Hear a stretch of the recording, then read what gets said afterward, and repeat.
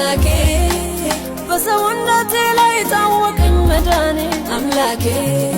ታዲያ እንዴት ዝም ይላል የተደረገለት አምላኬ በድቅድቅ ጨለማ ብርሃን የሆንክለት አምላኬ